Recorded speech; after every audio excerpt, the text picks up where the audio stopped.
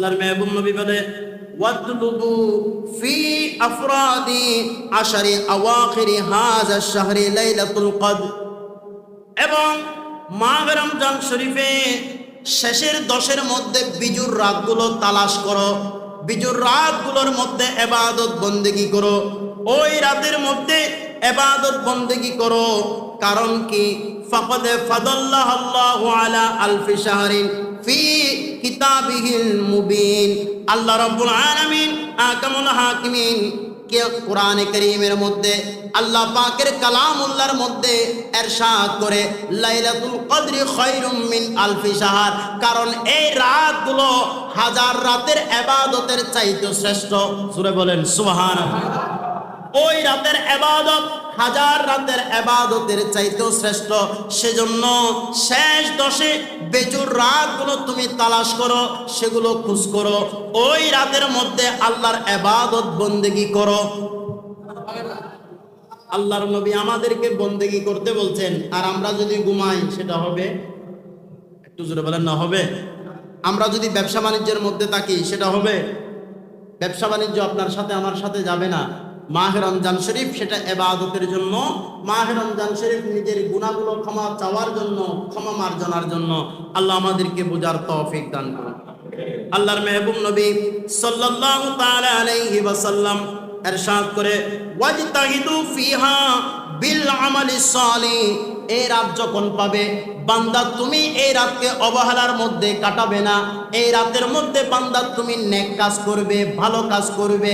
আল্লাহ যেটা কবুল করেন, আমার আল্লাহকে রাজি করার জন্য সেই কাজগুলো করবে। একটু জোরে বলেন না সুবহানাল্লাহ। এই রাতের মধ্যে কাজ কি? আমার আল্লাহ যেটা পছন্দ করেন, আল্লাহর দরবারে যেটা দিয়ে মকবুল হওয়া যায়, ওই কাজগুলো বান্দা তোমরা আদায় করবা। জোরে বলি সুবহানাল্লাহ। আল্লাহর মেহবুব নবী সাল্লাল্লাহু তাআলা আলাইহি ওয়াসাল্লাম বলে, কেন এই কাজগুলো করবা? ফা ইন্না আমালাকুম ফিল কবরি মুনিসুল লাকুম ওয়া ফি কিয়ামাতি কারনুন। এ উম্মত শুনো, কেন ভালো কাজগুলো করবা? কেন এই রাতের মধ্যে ঘুমাবে না? এই রাতের মধ্যে যখন ভালো কাজ করবা, রুকু করবা, সিজদা করবা, দান খয়রাত করবা, দান খয়রাত করে রুকু সিজদা করে রাতটা যখন তুমি অতিবাহিত করবা, আমি নবী ঘোষণা দিচ্ছি এই রাত তোমাকে কবরের মধ্যে সাহায্য করবে।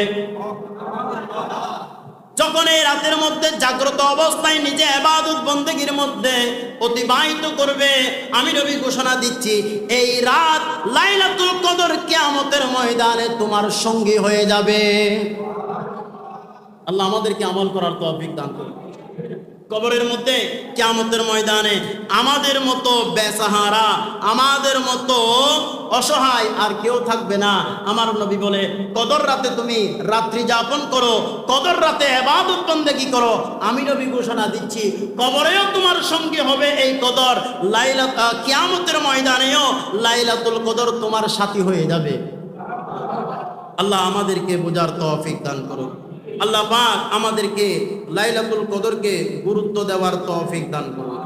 আল্লাহর মেহবুব নবী সাল্লাল্লাহু তাআলা আলাইহি ওয়াসাল্লাম এই রাতের মধ্যে উনি ইরশাদ করে, হে উম্মত, এই রাতের মধ্যে বেশি বেশি দান খয়রাত করো। এই রাতের মধ্যে এইভাবে দান খয়রাত করবে কেউ যেন না জানে, ডান হাতে দিলে বাম হাতে যেন না জানে। কেননা গোপনে দান করলে আমার আল্লাহ যদি তোমার উপর রাগান্বিত হয়ে থাকে, গোপনে দান করার কারণে আল্লাহর রাগগুলো চলে যায়। বলি না সুবহানাল্লাহ। আল্লাহ আমাদের উপর রাগ করে আছেন, আল্লাহ আমাদের উপর ক্রোধ, আল্লাহর ক্রোধ আমাদের উপর, আল্লাহর রাগ আমাদের উপর। আমরা নাফরমানি করেছি, গুনাহ করেছি, অপরাধ করেছি। আমার নবী বলে, এ উম্মত, আল্লাহকে খুশি করতে চাও, আল্লাহর রাগ ভাঙাতে চাও, তাহলে তুমি বেশি বেশি দান খয়রাত করো, গোপনে গোপনে। ডান হাতে দিলে যেন বাম হাতে না জানে। এভাবে যখন দান করবা, আমার আল্লাহ তোমার উপর রাগ গুসা সব ঝেড়ে তোমার উপর রাজি হয়ে যাবে। আল্লাহকে রাজি করা দরকার আছে না নাই? আল্লাহ আমাদেরকে আমল করার তৌফিক দান করুন। সালাতুন ইয়া রাসূলুল্লাহ আলাইকুম। সম্মানিত মুসল্লিন কিরাম, আল্লাহ রাব্বুল আলামিন আহকামুল হাকিমিন লাইলাতুল কদর, এটা শেষের 10 বেজুর রাতের মধ্যে আমাদের জন্য আল্লাহ পাক রব্বুল আলামিন দান করেছেন। তো আমরা এই রাতগুলো যেন ঘুমের মাধ্যমে নষ্ট না করি, এই রাতগুলোর মধ্যে যেন আমরা বেশি বেশি ইবাদত বন্দেগী করি, এই রাতগুলোর কদর আমরা যেন বুঝতে পারি, এই রাতগুলোর মধ্যে যেন আমরা বেশি বেশি ইবাদত করতে পারি। আল্লাহ আমাদেরকে সেই তৌফিক দান করুন। এই রাতের মধ্যে কি করবেন? আল্লাহর মেহবুব নবী সাল্লাল্লাহু তাআলা আলাইহি ওয়াসাল্লাম ইরশাদ করে, ইন্না ফিল জান্নাতি গুরফান তুরা যুহুর বুতুনিহা ওয়া বুতুনহা মিন যুহুরিহা। জান্নাতের মধ্যে আমার আল্লাহ এমন একটা ঘর নির্মাণ করেছেন যেটা বাহির থেকে ভিতরে দেখা যায়, ভিতর থেকে বাহিরে দেখা যায়। অর্থাৎ জান্নাতের মধ্যে এত একটা স্ট্যান্ডার্ড ঘর, এত একটা সুন্দর ঘর আমার আল্লাহ কিছু স্পেশাল বান্দাদের জন্য তৈরি করেছেন।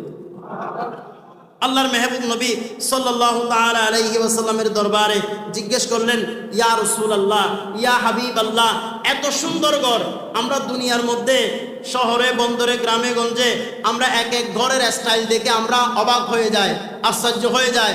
এত কোটি টাকা খরচ করেছে, এত হাজার কোটি টাকা খরচ করেছে, এমন সিস্টেম ঘরের মধ্যে ঢুকলে দরজা খুঁজে পাওয়া যায় না, কোন দরজা দিয়ে ঢুকলাম কোন দরজা দিয়ে বের হলাম বোঝা যায় না।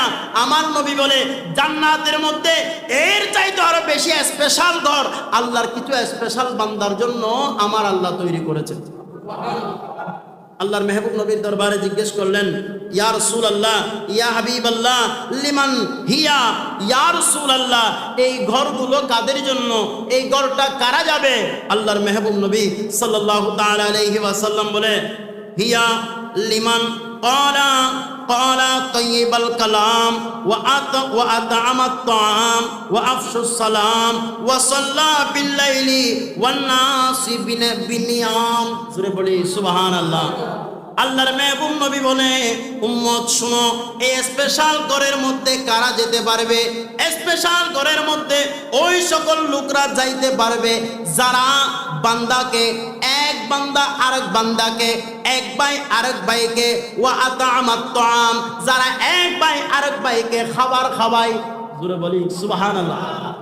অর্থাৎ মেহমানদারি করা, মানুষকে খাবার দেওয়া, মানুষের পাশে দাঁড়ানো, যে বান্দারা একে অপরকে সহযোগিতা করে, খাবারের ব্যবস্থা করে, রুজি রোজগারের ব্যবস্থা করে দেয়, আমার আল্লাহ ওই ঘরের মধ্যে তাদেরকে স্থান দান করবে।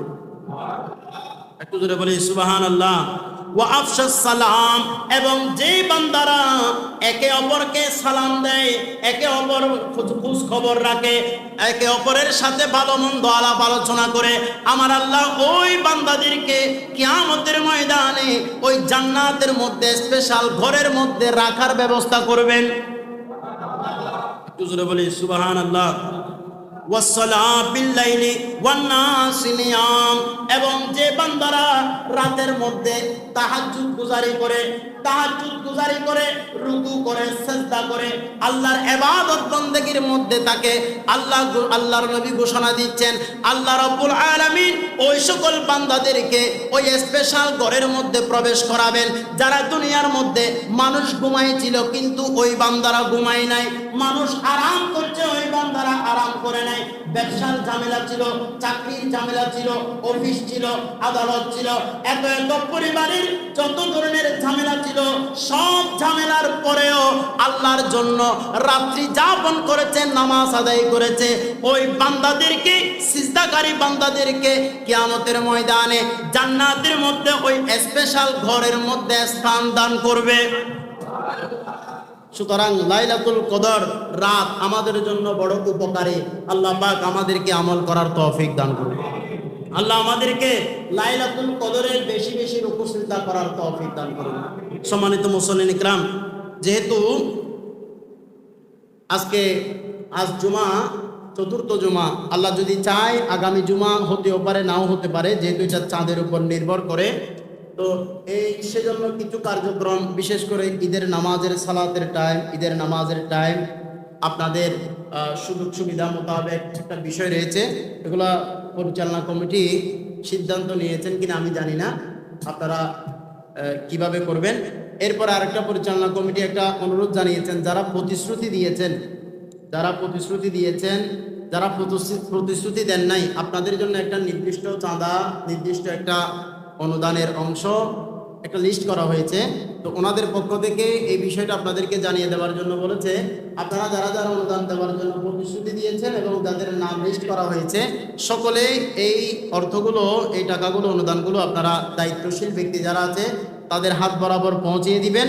আল্লাহ পাক আমাদের সকলের অনুদানকে কবুল আর মঞ্জুর করুন। এবং পাশাপাশি যেহেতু মাহে রমজান শরীফ শেষের দিকে ঈদ উল ফিতর আসছে, আমাদের গ্রামে গঞ্জে আমাদের এলাকায় অনেক সময় দেখা যায় ঈদ উল ফিতরকে কেন্দ্র করে গুল্লাবাজি, বিভিন্ন ধরনের আওয়াজ, বিভিন্ন ধরনের আমাদের ছেলেরা করে থাকে। আমি আপনাদেরকে অনুরোধ করব, আমাদের ভাইদেরকে অনুরোধ করব, ঈদ উল ফিতরকে কেন্দ্র করে বা লাইলাতুল কদরকে কেন্দ্র করে কোনো ধরনের এটাকে কি বলে, আতশবাজি, বিভিন্ন ধরনের এই ধরনের কাজগুলো যেন আমরা না করি। কারণ ঈদ উল ফিতরের এমন একটা রাত, ওই রাতের মধ্যে সারা রমজান শরীফে যতগুলো বান্দাকে আল্লাহ মাফ করে দিবেন, ঈদ উল ফিতরের রাতের ইবাদতের মাধ্যমে ওই 30 দিন সমপরিমাণ যত বান্দা গুনাহ মাফ হয়েছে, শুধু একটা রাত ইবাদত করলে তত সমপরিমাণ গুনাহগারকে আল্লাহ মাফ করে দিবেন।